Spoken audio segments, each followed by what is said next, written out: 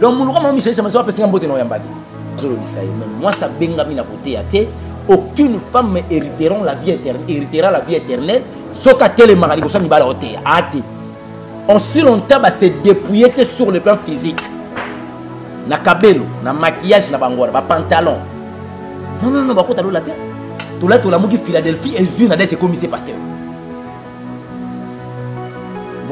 il s'agit de quelle doctrine? On a ce doctrine. C'est que Banan Zambete, conformément à la parole de l'Éternel. Alpha Omega. Céline Dion. Alpha Omega. Céline Dion. Baccord vocal, tout en avocat, ils en ont katana Céline Dion. Pasteur de Nilé, c'est Abeta, Bastade de Marty.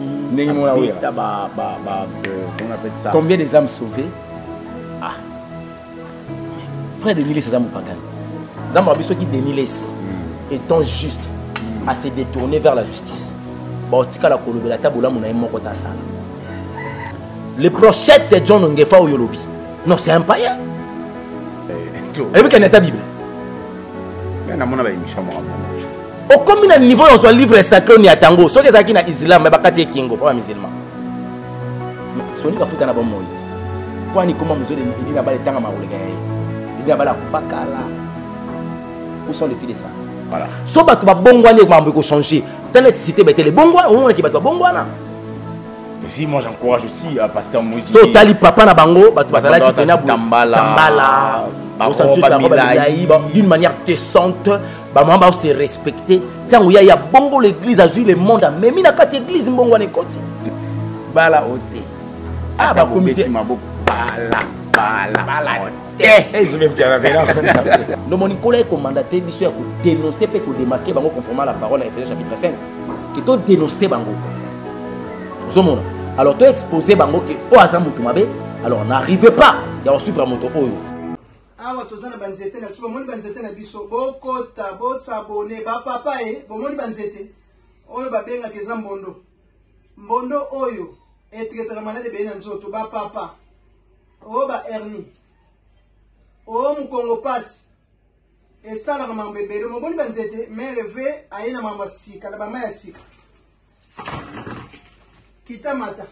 Bomoni ba kita mata yango. Bomoni banzete ya bambonze mbonze kona ba papa. Ba papa mi Congo passe. Éjaculation précoce, faiblesse sexuelle, hémorroïde, mu Congo passe. Bomoni banzete oyo kita mata ba papa ba kita mata oyo otsoma ko masanga. Ogo melango pe na maya pambo tie. Oso te bele saboni. Ala benga benga mereve. Benga benga mereve. Moja seto benga benga mereve. Benga benga mereve. Pona nini? Ogo mo basi mo ido benga benga mereve. Maladie empese. Olo koto kibeka benga benga mereve. Femme sexuelle. Éjaculation précoce benga benga mereve. Très cher Internet, vous êtes si nombreux à nous suivre partout dans le monde. Un grand merci à nos amis qui sont de l'autre côté de Luanda, Namibie. On vous salue. Également, les Congolais au Pays Bazan, à Rwanda, à Kigali. On vous salue énormément. Et aussi à nos frères qui sont à Paris, Belgique, Londres, Suisse. On vous salue. Vous êtes sur une rêve solution. Abonnez-vous, likez, partagez, commentez cette émission. Très cher Internet, l'actualité reste dominée par la disparition de notre maman, Tété Nungadjeke, qui était morte depuis les 15, vers les après-midi, 14 et 15 après, quelque chose de comme ça. Bembene, Bachaki, Angobongo, Nandako, Malili, Bayaki, Bachako, na cinquantenaire, malheureusement, que ici, parce qu'il se passe ça qui se souhaitait, Barindai Kocha, il a mort à l'hôpital à Kankokolo. Le lendemain, Bazouaki, le 16, Bayaki Kocha, il a Malili, il y a cinquantenaire. Par conséquent, on doit essayer de parler avec des serviteurs dédiés parce que les moments mininga mineza mo ebele to éviter na naza mosala nzamba solo solo taika mwando to lobby et ça la mine lelo diko comme il peut prophète na part na yo. Il y a certaines personnes aujourd'hui comme il prophète, il passe à la télé, peut-être pour l'Obama B à moto, la personne passe à un audimat très élevé, personne ne reconnaît. Namboka et puis peut-être au monde comme ça zoji azolo ba moto zandoki au monde moto ndeko azana ba ki sana ba soloka et puis na télévision éviter ça ko luka ko discriminer moto ko bebi sa réputation moto tout ça vraiment mon sala nzambe et sala ma yenge bene ndenge yemoko papa après sa mission. Par conséquent on va être avec un évangéliste qui a frappé aussi dans le toit. Tout le monde a parlé de lui. Aujourd'hui, il est là avec moi. Après quelques temps qu'on ne s'est pas vu, on ne s'est pas parlé. Il s'appelle bel et bien Évangéliste Elonga. J'ai dit d'ailleurs bonjour. Bonjour papa Yamsi Yam. Santé, ça va? Voilà.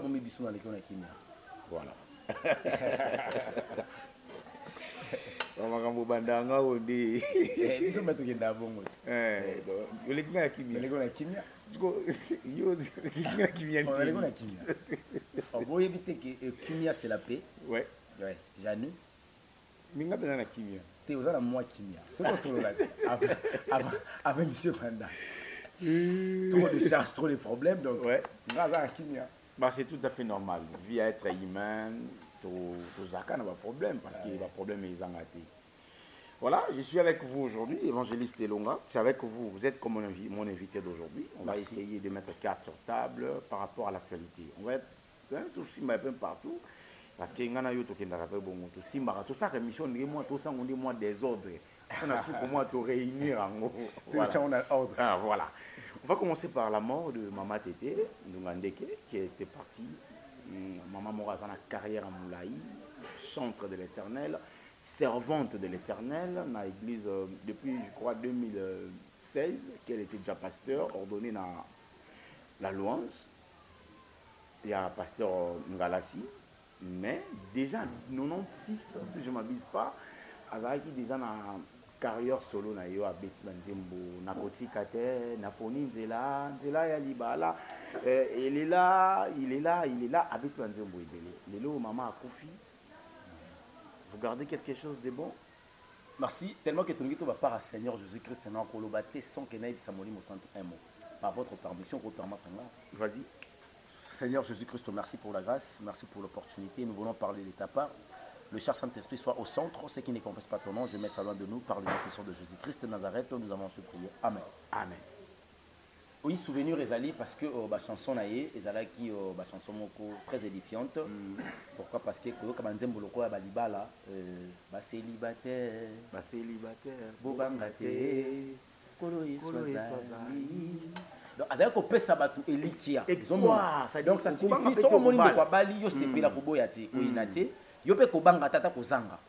Yebaka ki yeswaza. Ça signifie dans le domaine du mariage, il y avait un message qui était épinglé. Il y a des que libala ezana mukona ngo qu'on appelle Jésus-Christ. Donc ce qu'on dit au comme appelle au quoi babalani, c'est que Luka Yesu kangamana ya opeso libala. Donc ils ont un message moko oh le etikali ba souvenir. Donc c'est un peu ça sauf que na koki penza koloba mingi sur yé na profondeur te sur pas négatif parce que ça déjà moi mais déjà coordonner moi na moi sur le mosala nzambe za malamu te au moni que moi ça côté a été conformément à la parole de l'Éternel. Donc le docteur ngala sa salaki azalaki lo kamalamu te. Donc on a commis même kolbanga kolbana maman so paix à son âme parce que paix à son âme et puis ça me la ba tout roi balé moloto. Zomona moto akufi ba ange ba ko soyer à quel lieu de repos.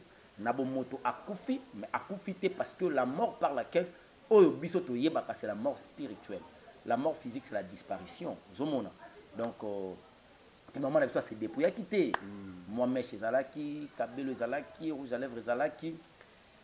Au bac, ça m'a paix à son âme côté Wana sans l'ancienne doctrine, c'est un peu compliqué. Voilà. Maman Michel, il le va ôter en avec lui. Bah, il fait. Maman Olangi. Il écoute, il fait. Allez, les tourments. Nani? Maman Olangi. Kobandanga boité. Azan a lié les tourments. Kobandanga boité. Misala na ye sur la terre qui m'a. Moi je n'aimerais pas qu'on commence par comme ça. Moi je m'aimerais que tout qui est non les toquer dans la ça on est moi des autres après pour réunir en ni mon qui dans na je supporte pas la bisoto sur la lelo sur la vraiment plus sur le corps du Christ église place à église lelo qui peut être serviteur qui peut pas aussi être serviteur qui peut être prophète qui ne peut pas qui peut être prophétesse, servante, je ne sais pas. On va essayer de mettre carte sur table par rapport à Marabango et puis toi, on a la Bible là, le prêve à l'appui, donc, c'est comme ça qu'on va aller. Tout à l'heure, tu nous as parlé de la mémoire de vous tutoyer. Hein? C'est pas un problème, papa. Merci beaucoup. Sentez-toi à l'aise. D'accord, je me sens à l'aise. Je suis vraiment dans mon assiette. Merci. Tout à l'heure, j'ai entendu vous. Au lobby, au lobby, moi ça côté mais déjà maman Micheline Chabani a terre. Batoba je m'abale à travers pour hier naïe. Batoba au côté tapé la communion en Zambie à travers la prière naïe, bateau pe élévation, succès à travers la prière naïe. Vous voulez dire que bateau ba bénédiction aux alentours il y a prière naïe, ba na prière en Zambie. Non, non, le plus grand problème, c'est en fait, Banabasi, pour ne pas marteler plus maman Michel Chabani, je Nadège pas consacré pasteur à Philadelphie. Oui, je sais, je suis en train. Pasteur Nadège, au monde le problème, c'est que Bible le bito longo to bakisati. Tant ba bazo bakisa, ça signifie ba commune na kata fausseté. Mais le plus grand problème est fandi on a des problèmes ils ont un appel. Voilà. Papa Yams, na solo sur le appel il y en a pour ça appel. Tout qui Moni appel. Ils appel au salut, na appel au ministère. Judas Iscariote. Voilà. Il a été appelé. Na azora appel au ministère parce qu'il fit un apôtre. Mazora appel au salut ta kota lolate. C'est-à-dire il faut accompagner les 11. Okay. Enfin, qui va prêcher, qui va pêcher les brebis perdues de la maison d'Israël. Et l'angatata est tellement monene, tellement que ça dit ba mouké. Et moi, je vais vous rappel. Et maman Michel Chabani. A vu appel mon boye, juste bato bobika nanzani mais yémo bobika. Parce que c'est la fin qui justifie les moyens. Tala ba o bato eba ki to benga bango ba kulutu. Voilà. Debno benga bango ba grand. To benga bango ngai benga bango ba kulutu. Parce que baza ba haineux, ba kota ki na ministère avant. Puis vie âge, baba kulutu. Tu vas s'appeler la grande parlant de. Des grandeurs exaltées, la grandeur c'est Jésus-Christ. Na maman nzambe grands aratés. Tant Élie azola ki sa batuti, je suis le seul unique. On a fléchir sur genoux devant Balté. Pour le il y a encore 7000. Élie a grandi. Donc grands aratés. Grands aratés. Ndé baza on a grands aratés. Longa kuté bango. Et longa kuté vraiment aratés bon bango. C'est pas sérieux. Donc kuna grands aratés. Alors ba kulutu na biso wana le plus grand promesani. Au monde qui Vina bango lelo. Ils ont correspondre à un appel bazwaka. OK. Désolé que ça qui bateau bazwaka appel au salité. OK. Ils sont pas des élus mais ils sont des appelés. Or les appelés aucun appelé au kota lola. OK. Si qu'on a 4 appels. Tant que muta bengami aye juste appel au ministère. Il y a des choses. La première des choses, il y a une mission. Yakobi misa le meilleur. Moli mo santo sandeli. Aye à koti 4 nelo quoi vase. À remplir rien. Molimo santo à nourrir ban en Zambie après les champs d'espace longone à ticket vide. Non moni ba kangami na version malobaka la grâce éternelle de Dieu ne se répand pas aux grâces et aux dons. Ata pasteur amusumu ki me soka prier au mona makamso a peso esako ezo simba a ngeni felo. Ba peso esako pona yem do pesote. Molimo santo o lataye a komi a pesi message yo ndo za sauver ya kufi. Mais ce qui est à mémio dans l'alliance satanique, c'est par là la perdition côté. Nous avons un commandateur qui a dénoncé et démasqué conformément à la parole dans Ephésiens chapitre 5. Qui a dénoncé Bango. Alors tu as exposé Bango que alors n'arrivez pas à suivre moto Oyo. Donc le commandant Michel Chabana Salara, ceux qui ont une édification dans la naïe, bah na kata bois perdition, mais tant musungolu, kola lobisa pempunda. N'est pas kola zo lobisa, mais moi ça bengami na côté à té. Aucune femme héritera la vie éternelle, sauf qu'à tel mari, on si longtemps se dépouiller sur le plan physique. Na kabelo, na maquillage, na bangora, na pantalon. Non, non, non, bah, quoi, la tête. Moi, si na tête na Bible, moi, si selon la parole. Voilà. Parce que la Bible, la parole des hommes, on a peu de mécanismes pour expliquer omoni zana batu ba yebi Bible net ba Roger Bak a yebi Bible mais c'est bien un peu Félix Oazé quoi acheter ça a yebi Bible makas mais a yebi le banzambe parce que la Bible passera de même mais la parole de l'Éternel ne passera pas car la parole c'est cette parole qu'on appelle sa Bible il a un nom il s'appelle Jésus-Christ Yaolekati. Alors pour que moto a maîtrisé la parole, ça signifie il faut à consommer les loba, abandako vivre yango. Elle doit pratiquer cette parole, elle doit la vivre. C'est par là que moto na les loba. Quand les gens n'arrivent pas à consommer cette parole et la vivre, la mettre en pratique, Tchana Moutou Nayo, il connaît que le verset biblique, mais il ne connaît pas la parole. Alors, ce qu'on a balobara au Joël chapitre 2 verset 28. Et l'obini, Bible lobby, au dernier temps, je répandais mon esprit sur toute chair, vos filles. Vos filles, vos garçons prophétiseront. Mais le but est que vos filles, vos garçons enseigneront. L'apôtre Paul a martelé les gamins qui ont enseigné. Il y a une femme à mon résurrection à Jésus. Oui, la femme avait vu avec ce témoignage. C'était un témoignage. Je vis le maître ressuscité parce que je me suis rencontré avec un ange. Et ça, témoignage. Bon, témoignage, je vais enseigner. Est-ce que moi, je vais enseigner avec Thomas? Donc, ça signifie, Jésus avait le 12 apôtres. Tant que Judas a confié, il 11. Et puis, tu sais, il y a eu combien de femmes qui suivaient Jésus?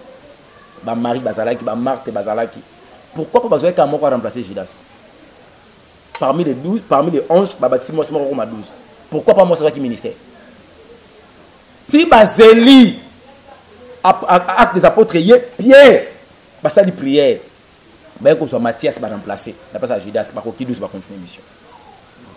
Donc la femme a bien témoigné. La femme peut prophétiser. Parce que c'est une grâce.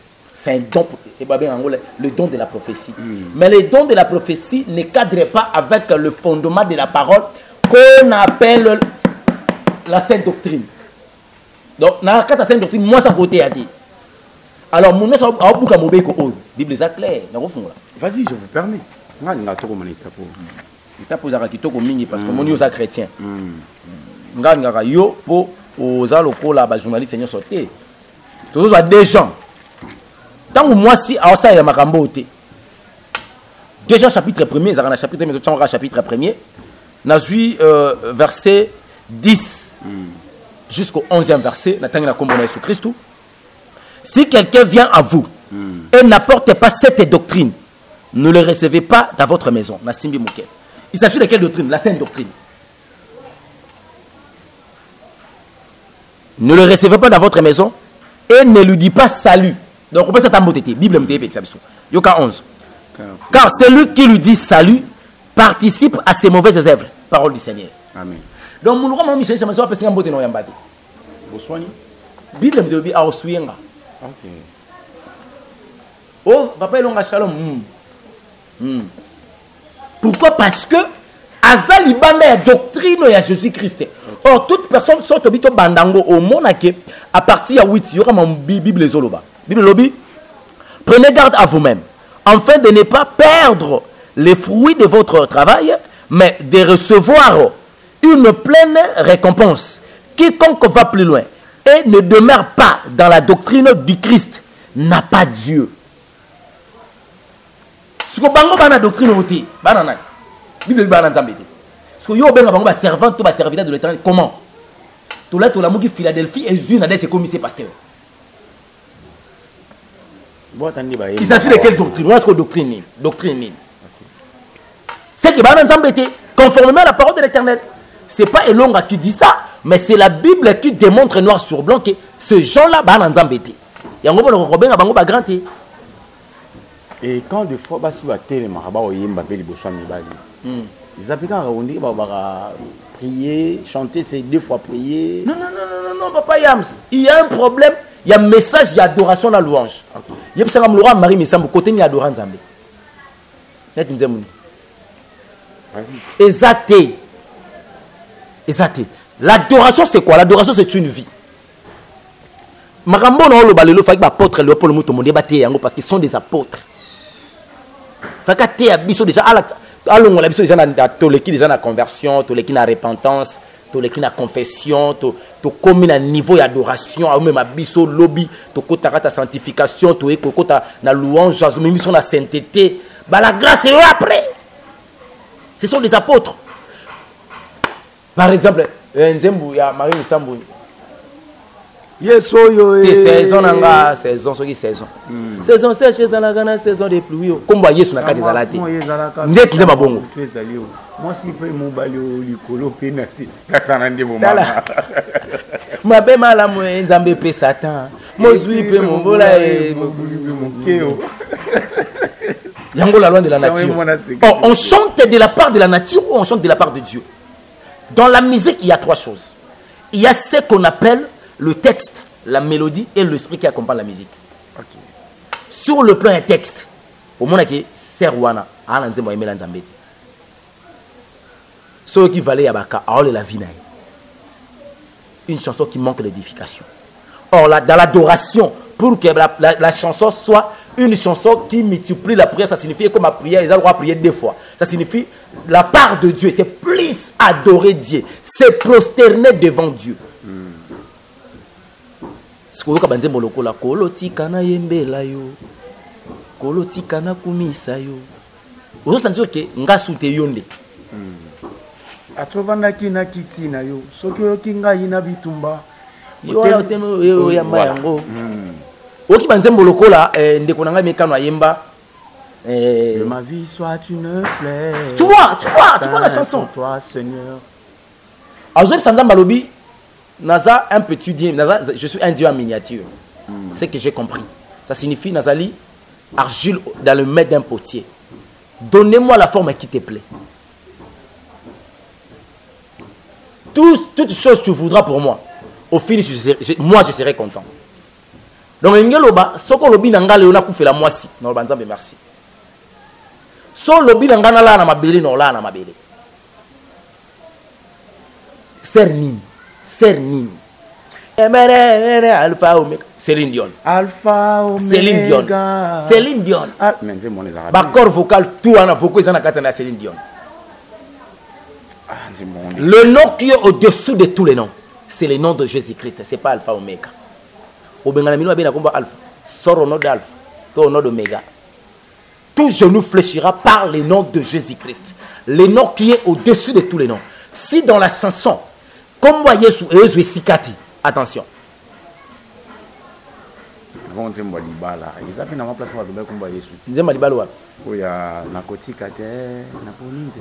maman n'a clair. Maman yemba, maman la chanson est édifiante. Avant tout, maman était bandembu na nyoso, est édifiante. Toujours reconnaître yango. Problème est que comme ça qui est pasteur pour désorienter qui. Attends, na biso ba une mission ko bongi sabatu. Ah donc il fallait pas comme c'est pasteur. Non.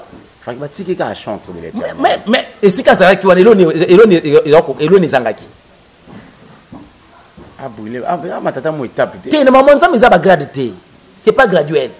Les tout le monde a lelo muta ça qui soit déjà évangéliste, lobi alongo évangéliste ou pasteur. Lobi on a mis docteur. Et papa on va loba. Pour armée de salle. Tangu pena tokutaka na makambo nzambe tu yakamba la marone évangélisation, on a beaucoup gagné des âmes. Après un moment, on a vraiment eu quand même la parole. Tu es comme un pasteur, tu fais des super makambo moné que l'église est comme kumata. À un moment, tu le non, il faut vraiment enseigner les gens. Après l'enseignement, tu es comme un docteur. Nasima ba docteur, tu comme peut couper c'est ça quoi, tu comme ba ça cool. Et au finish, tu là le loyo ndenge tu za kusala musala nzambe le rôle ba apôtre pour nous kende kubatir partout. Donc, d'une manière graduelle, tata ouya, ouya. Apôtre. Ah. Non. C'est que tu étais un gagnant d'âme, mais tu n'étais pas un évangéliste. Voilà. Le ministère le plus prestigieux, c'est le ministère évangélique. Voilà. Tout qui n'a minute, ça c'est moins de faux. Tout sur le ramarambango. Aujourd'hui, il y a des pasteurs qui cherchent à créer de buzz, entre autres. C'est des passe-temps. On a le moment, il y a des passe-temps qui cherchent à créer de base. Ne dis pas de pasteur, s'il vous plaît. Mais moi, je parle de pasteurs tels que pasteur Nabiso, Denis Lessi, je te salue, mon vieux, mon pasteur. Pasteur Ngefa, prophète Ngefa. Pasteur Denis Lessi, Beta, Stade de Martyr. On appelle ça. Combien des âmes sauvées? Mais je ne sais pas, il y a un tour, mais tout solo là, pasteur Lélo va créer ma buzz. Donc, on va dire, non, il faut le côté solo. Ah. Frère Denis Lessi, c'est un pagan. Non. Après ça, il prophétie, il va dire, Nani a robi ma cachou à Bini. Vidal caméra, ma cachou à Vidal caméra. C'est quoi la prophétie? Quel est l'impact de la prophétie? L'accomplissement de la prophétie? Ou derrière l'accomplissement, l'édification, l'instruction, l'orientation et la correction et l'enseignement? Si les choses sont là, ils anguissent que prophétie, la prophétie. Parce que chaque prophétie est constituée des éléments constitutifs. Excusez-moi pour la tautologie. Quels sont les éléments constitutifs? Il y a sorti à Vital Kamere. Oh, Vital Kamere a mis parce qu'il y a un pacifier terrain pour l'élection à la terre. Oh, le plus grand problème qui est, comprendre qu'il y a des abos élections que vous en avez voté. Nana Roka c'est pas tout toi solo là. Mouta c'est pas tout toi zati. Mouta Roka soit na Kabila pour Kabila ndima. Toi qui na transition c'est à Kamere. Mouta Roka convaincre Fayoulou et à Kamere. Avec Abima. Abimi na mission.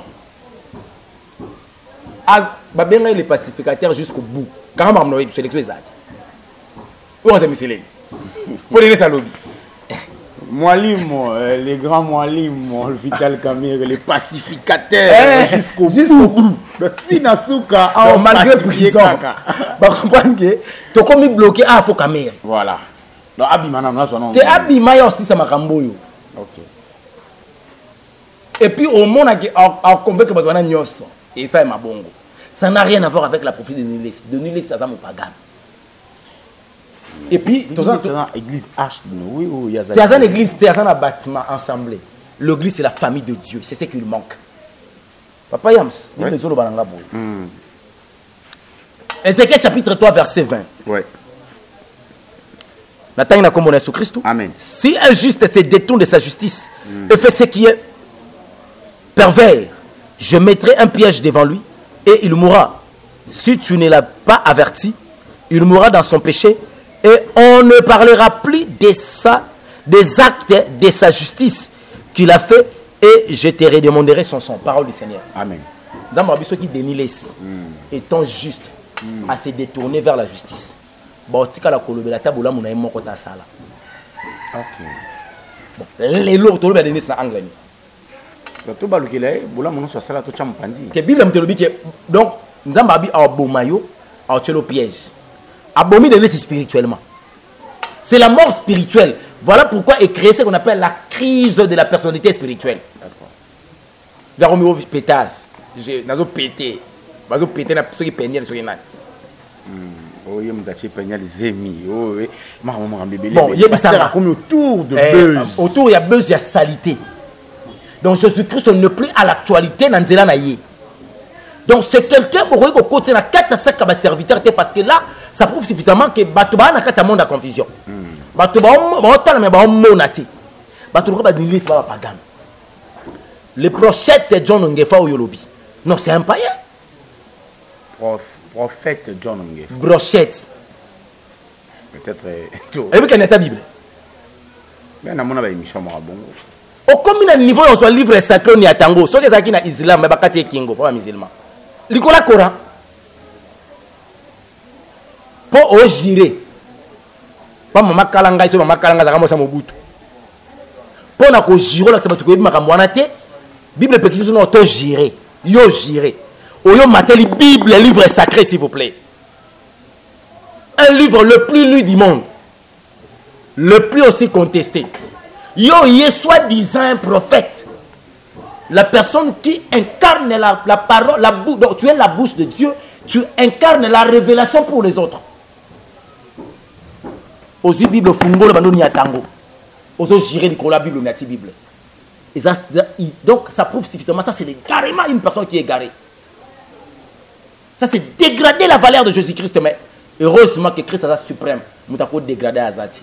Ce sont des personnes au babunga yango moni John Ngefa à côté de la politique. Il doit faire les analyses politiques, critiquer les autres. Après avoir critiqué, il n'y a aucune solution à changement. Or, s'il était un prophète, il pourrait savoir et connaître que le problème du Congo, c'est quelque chose qui est spirituel. Ah, il y a un sacré qui et ça, il y a Pelengendu, il y a Poloso. Non, c'est pas ça. C'est pas ça. Même quand nous les chrétiens, on va récupérer le pays, bango ba uzaba responsabilité en bokate.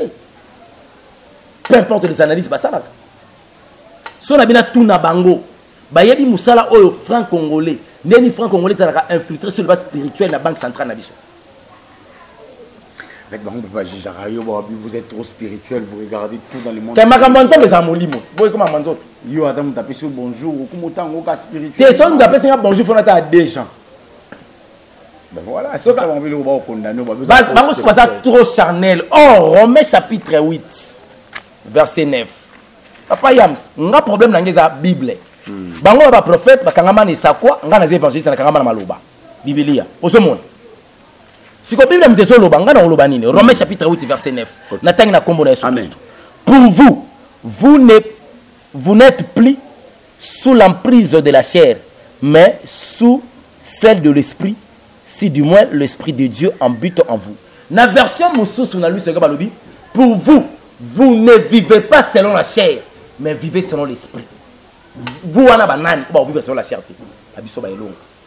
On a bango, faut vivre selon la chair, mais on a vivre selon la chair. Pourquoi? Parce que Romains et Jean chapitre 3. Vous avez le problème dans la Bible. Vous avez la Bible. Vous avez la prophétie. Prophétie est cadrée. Romains, Jean chapitre 3. Dans la partie, il y a 3e verset, puis je descends jusqu'au 6e. Jésus lui répondit, en vérité, je te le dis, si un homme ne naît de nouveau, il ne peut voir le royaume de Dieu. Nicodème lui dit, comment un homme peut-il naître quand il est vieux? Peut-il une seconde fois entrer dans le sang de sa mère et naître? Jésus répondit, en vérité, je te le dis, si un homme n'est né d'eau et d'esprit, il ne peut entrer dans le royaume de ciel, de Dieu. 6. Ce qui est né chair, ce qui est né de la chair est chair, et ce qui est de l'esprit est esprit.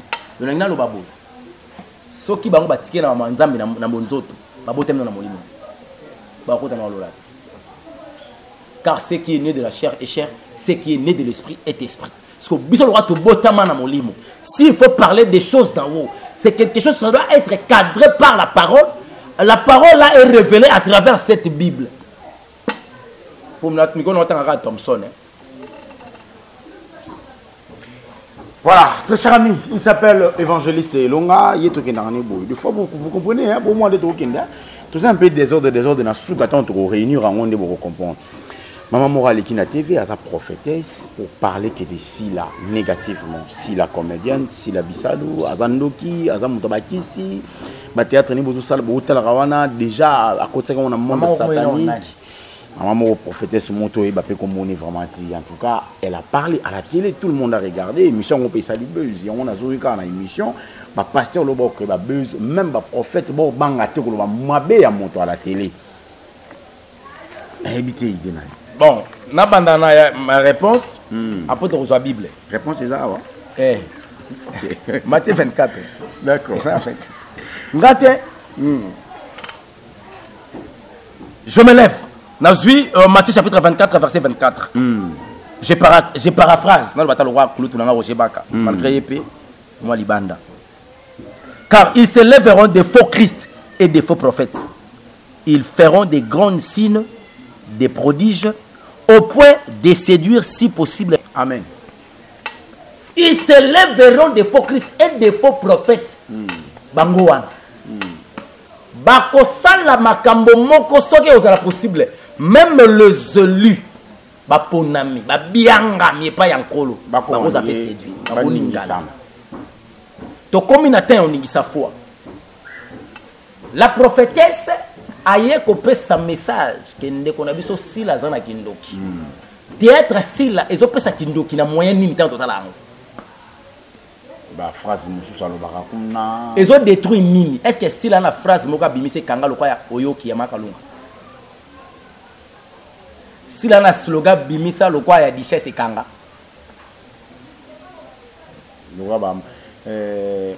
Ma copine, voilà. Exemple. Azana phrase abimisa leki ya ba phrase ba brifi ba bimisa.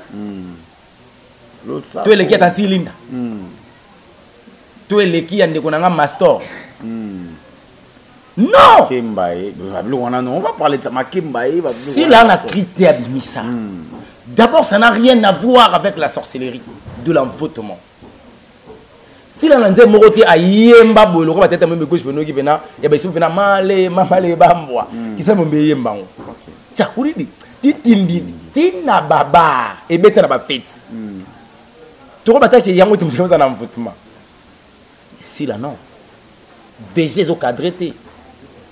Si elle a reçu un message négatif de la serre, c'est qu'elle a ce qu'on appelle la solution pour la conversion de la serre. Voilà. Ce qu'à côté de c'est que nous avons ça à moi, nous avons dévoilé pour nous à sauver. Message ni na landisa qui na sima ko dévoiler ndeko, ya ko démasquer. Message ni na landisa qui na sima pour de la sauver. Parce qu'elle est prophétesse. Mais est-ce qu'il fallait aussi le faire à la télé? C'est ça. Moi j'en trouve que ça cadre mon cause là qui buzz, à le buzz na télévision. À le buzz. bato mosusu balobaki oh ipo lobaka na télévision bato ba Moïse Mbi ntango balongoli bilamba na sœur Eliane bayeli biso yango na média biso bato na média balongola bilamba te mais ta bakomi na justice po bakosela pasteur makambo ke alongola esala ozala te ti lelo ouais sœur Eliane ye moko basengi pardon et pasteur na ye abilimbisanga. Après ça, il y a aussi vidéo, il va poster les gars qui n'ont pas pardon. Après ça, il y a aussi vidéo. En fait, c'est il y a des bandara, il y a des soukak. Les bandara, ba lukai makam. Les soukak inda longa. Donc ayebi na yebi na yewana. Nenge bandara. Ayebi nenge silaka. Ayebi.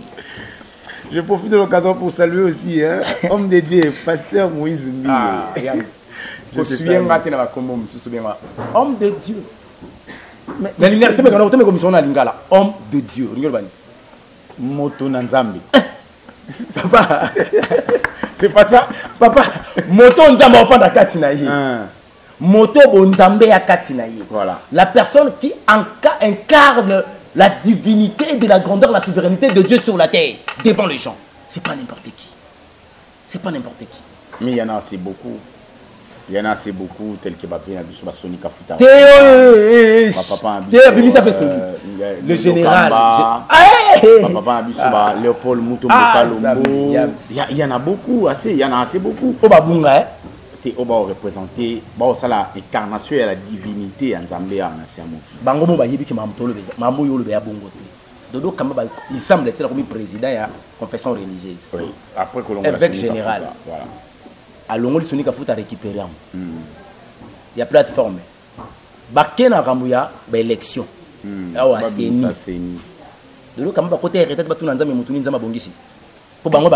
possible, c'est possible. Musulman. Catholique. C'est le kiménisme alors. C'est le kiménisme. Oh wapi Jésus-Christ musulman ondima Nzambe on est Jésus-Christ et au finish ebimina Kadim.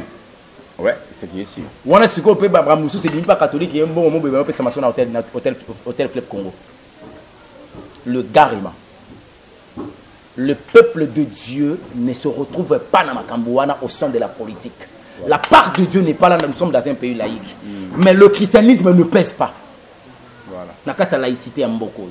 C'est parce que bateau tangi bazawa. Mais Sony ka futa na bon moïti. Pour ni comment muso edi na ba le tanga marole gaye. Edi na ba la fakala. Où sont les filles de Sarah? Fils d'Abraham. Bagenda. Via Sila na raison. Bazali na armée de l'État. 4 calendrier tonda. Ba chiffre ici là. Non, sauf qu'Alina peut-être a changé une méthode de voir des choses. Allez-moi. Attention le banzambe. C'est un évangéliste s'il vous plaît. L'évangéliste Sonika Rockman. Papa. Ma vie va na vague sans bâtir. Va représenter la puissance. Le monde va sali va plein. Ba évangéliste wa yolo a. Jean Oscar, la puissance, sans la parole, le fondement de la sainte doctrine des Alaïti, il y a qui plus le charisme pour attirer le chant au finish l'offrande. Tant vous donnez ça comprendre en gros, manque on est côté na prophétie. La vie qui est moutane kato séduire. Tant vous banné mascaté d'abord qui vont bazable. Mais il reste quand même pasteur mauvais. Ah, il y a Zalibanda, Zobeta, Croissant d'amener, Pékin, Chicago, partout, on a Mindele, Belé. Combien des âmes sont sauvées? Problème n'a pas Zali. Mais tout compte à répéter. À mon côté. C'est ça le problème. Si tu vas bon comprendre croissance et la vie chrétienne au sein même de l'église. Yams Nazaki nous pagan nous la masanga. Tant on a bon on nous la masanga. Changement ça tendait. Moussa comme chrétien même environnement n'est changé. Yo bengana frère Gilles Pembe na out. Non frère Gilles na monnaie que hier comme évangéliste ngana nous évangéliste. Au bengana non la bengana été. Nous gardons quand même cette en distance. Exactement. Il y a quoi bateli ki bondeko. Mais l'amitié vous allez nango esimbate parce que bisiko vous allez ko fanda ya ko fanda soute. Teminga bena fana bisika mabete. Na lobite ko fa bisika mabete mais bisiko vous allez fanda. Quand tu n'as pas les amis mabete. Tango basta kezo kota. Ako raté. Mais deux fois. Toi et moi, on est des amis. Hein. Mais oui, exactement. Quand on a fait Gilles, on est au Tambola ensemble, ça nous arrivait aussi à revendre la place tous au Tambola au Tomela. Pour nous avoir fraîcheur tout au Tambola. Par conséquent, on a des fois on whisky pour nous à l'aise. Frère Gilles, on a mis whisky. Mais étant un bon monté, ma bille a remis sous whisky. Atiki n'est comme une qu'on vend la place nous. Ah, donc on a whisky, on a les allons gagner un daku. La Kenavo, mais les sous qu'on a été. Les allons gagner un daku, mais moi, pour la Grèce, moi, mon Grèce, et puis, il y a qui sera liboumou. C'est ça. Donc, déjà, quand on déconne Gilles, Batan a commis différent parce qu'il a commis chrétien authentique. Voilà. Mais Batou Bango Bongoli, Bakana Balabala. Habillement, il y a boîte tenue côté de la église. Si l'exemple, il y a l'église comme dans Libanda, au frère Patrice Saïmba. Je cherche l'église, j'ai trouvé l'église dans le monde. J'ai trouvé le monde dans l'église, l'église dans le monde. Donc ça prouve suffisamment que l'évangélisation est un espace tel qu'à Batou. Nous avons besoin de sikate batwa bongwanité. Voilà. So batwa bongwané comment changer. Telle cité les bongwa, on qui batwa bongwana. Ici, moi j'encourage aussi à Pasteur Moïse. So tali papa na bango, batu basala qui tena tambala, d'une manière décente, ba mamba se respecter. Tant où il y a bongo l'église a le monde a même na quatre église bongo na côté. Non mais moi c'est pas là nango, je sais. Oui, il faut se prendre ma bé. C'est pour appartenir au royaume moko. Non. Je vous dis. Et ça m'a bêté, ma soeur va moderniser quand on est colata. Na maramonzam bébé lobi ne vous conformez pas au siècle présent. Romains chapitre 12. Vas-y, réponse. Non, défendre Bino merci du macaque. Il n'y a pas moyen de vous défendre s'il faut le dire. Il n'y a pas de souci, j'aime voir l'église comme ça. Frère, bala oté. Ah, bah, comme c'est. Bala oté. Et je vais me faire frère, bah, comme c'est ce qui se peut d'ailleurs, comme c'est comme c'est habité. Représentant les gars, la cité Bethel. Au fin, il faut balade. Ah oui, peut-être ça, mon tour. L'église est 4 églises, et ça n'a 4. Balongo. Pasteur. Il y a eu des promesses du mariage. Et ça, les mariages. Bon, par exemple, nous avons un basser boy. Grâce qu'on a balité. Pour nous commencer, moi, si nous avons bien, il faut nous laquelle les balades. Mais en attendant qu'on l'action de soit baladé, mais l'action des bassers, on a roulé, on a fait qui sont en jeep, mais il y a pas de mais on a qui est jeep qu'on pas la ici. On a quitté jeep. Tant on a sous mon sous, on va te sur la libala. Ce que on a que la libanda na yena église le. Ba tu alongo. Point ni comme un ranking contre Wana. Voilà. Le pasteur va divorcer, va se remarier. Et ça m'a bé Bible lobby. Soki au kabwani na mwasi na yo. La voix est divorce. Papa, soko zuli kanisa kobala fo moko akufa. Soit moi ça kufa pour yo bandeli. Tuna sko via bandal. Ezal kunya. Asere Maria. Wana ni Kabunda longwe, kabunda zongie. Tambo mamba keye. Mabunda kweye. Nani yo wana nani mukuna no? Avec mukuna no? Asere Maria. Mais atamboli likolo la Bible. Mais aurait beau vendre un égaré.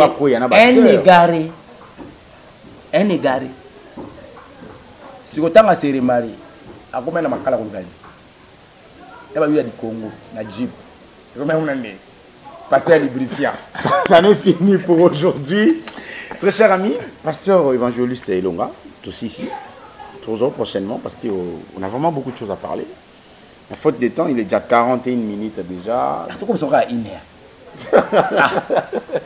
Et ça, il se passe. Ah, mais on va partager vite. Non, moi, ce qui mille et quelques personnes là, on va tout le monde. Et tout le monde a vu son cas. Non, mais tant de pélo. Et les vidéo, il faut la moulaï. Mais tout ça, derrière 45 minutes déjà. Ça va. Donc, comme il y a un souka, pour la bande de Koba au Talabiso, message fort pour la bande de Koba au Talabiso, Lélo. Entre Jésus et la mort, mon corps est à l'Ibosso. On ne sait pas, on n'est pas comme avant. Ça signifie, même Jésus, tout comme la mort, on va se prendre à Bissot. Surprise et à l'Iwa, ce qu'on s'est préparé à quitter. Au bout qu'on s'est dit, corps, l'enfer t'attend. Je peux te promettre l'enfer dans le péché. Mais je peux te promettre le royaume de Dieu dans la sanctification et dans la sainteté. Car la Bible me dit, cherchez la paix avec tous et la sanctification sans laquelle personne ne verra l'Éternel. Donc pour moi, toi, Yahweh, il faut la sanctification totale. Donc je peux demander à cela, maman ou comme si mon pasteur, on n'écoutait pas, on n'avait pas l'idée, mais l'évangéliste est longa. Le Saint-Esprit a là, je commence par maman Micheline, Longwa pasteur. Nadège, Longwa. Comment on a dit? Maman Rose Lessi. Longwa. Emi Koutino. Longwa. Grâce Koutino. Longwa. Moi, la maman Langi. Longwa. Qui encore? Oh, Azema Malibal. Ah, bah Longwa. Naba auto-évité. Bon Longwa. Bokeli film. Balongo pasteur. Balongo pasteur. Ba église tika na maboka banani. Bato na babenga bango te ba kozala ko ba taper bato. Jour abatemba ba kota na ba kiti na mai. Ebisang. Baba pasteur, ba ko ba taper na mai. Il va ça là en déjà 33. Au monde des degrés qui ndoki. Et puis ça bato ba senga offrande des salopas. Mon frère, c'est l'abomination, c'est diabolique. Pardon ça va ça souka. Des Corinthiens. Des Corinthiens chapitre 9 verset 7. Oui. Que chacun donne comme il a résolu à son cœur, sans tristesse ni contrainte, car Dieu aime celui qui donne avec joie. Parole du Seigneur. Amen. C'est diabolique. C'est diabolique. Offrande de souhaiter. Bible est claire. Donner à Dieu la manière dont ton cœur a résolu. Nengo bongi si pesa nzambe. Pesa Isaac. Bongo sikoyo Isaac sambelier. On a Isaac né. So bongo déjà na kati église comme pesa. Je dis dans une pesa frère Armando. Aza aux États-Unis, aza pena chaîne na ye, il semble-t-il pas zapé comme on nzambe na yokaka. Azolo bela mambo dim, c'est comme si dim les a révolu, to liaka dim tena. Na temps actuel yesu kuta liaka azoka dimete dit mais et ancien testament ba yekoli pe ba soka dimete bongo yesu baptiser ba yekoli na mai c'est que tout baptisé pété tous attendent de la grâce ancienne alliance nouvelle alliance donc Malachie exaté mais vous bongo Malachie c'était acte des apôtres exact ba lobela pe on va dire mais nazoya papa acte des apôtres chapitre 5 vas-y to comme na suka mais toujours vers ça suka ya suka chapitre 5 bon on a bandi na D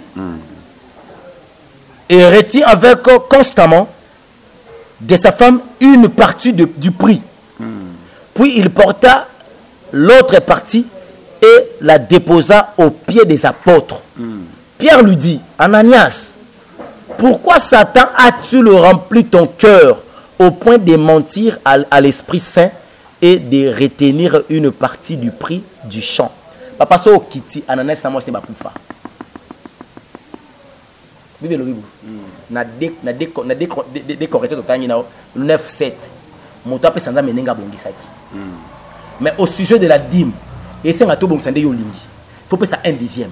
Ça signifie Ananias na mwasi ne ba teki mabele na bango. Ba kosi nzambe na dîme, ba ina monto esengérité. Ba ba tiona makoba sa ba yekoli. Ba c'est bon pourquoi Satan côté libino? Boya kosa molimo santo. Bobe sa mo ndam. Le bote bobe za 50 minutes bobe sa 10. Ba kufa. C'est la nouvelle alliance. Ils ont offrande de ba ko pesa ya ndambu te. Et ça de grâce. À la personne par laquelle que molimo santo d'abord à convaincre yo et d'aider la personne qui t'a enseigné la parole. OK.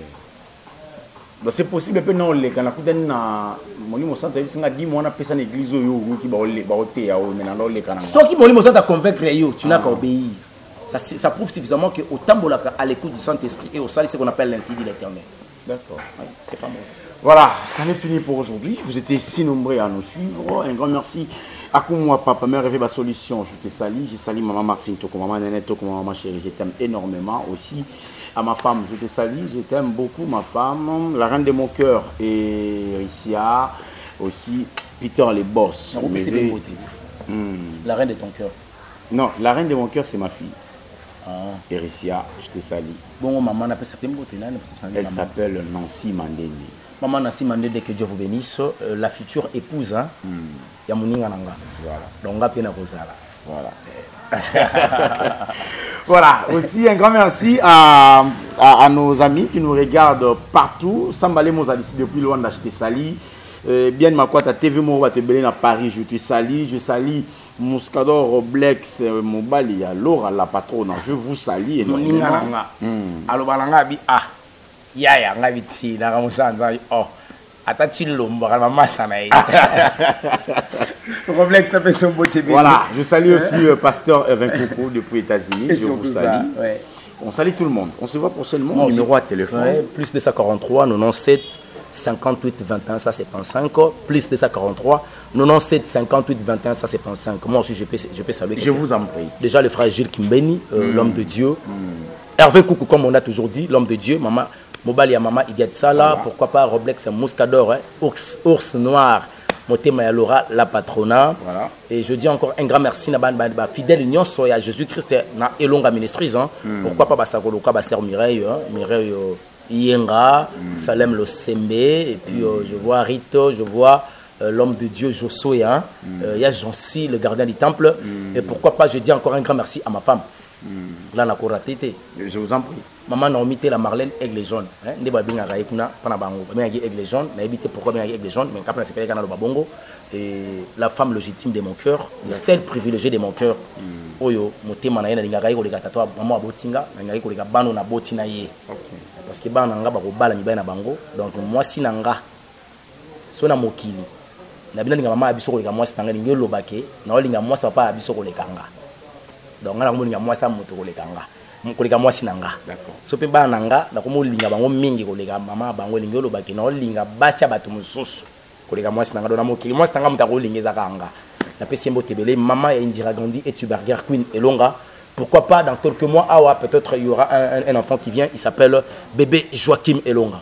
D'accord. Un grand merci à Gloire Kinkela qui est à la prise de vie, sa commentaire. Ah, papa Gloire, hein?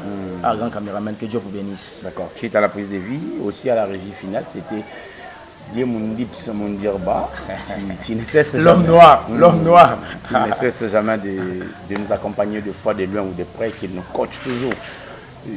On se voit prochainement avec l'évangéliste Elonga. Au revoir, bye.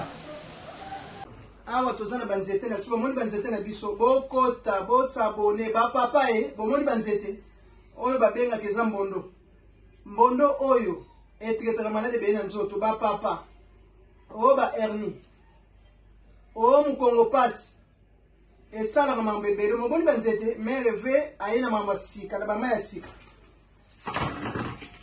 kitamata bomoni bakitamata yango oyo bomoni banzete ya bambonze pona bapapa et mikongo passe éjaculation précoce faiblesse sexuelle hémorroïde mukongo passe bomoni banzete oyo kitamata bapapa bakitamata oyo osongo pe masanga obo melango pe na mai ya pambo tie okote bele bosaboni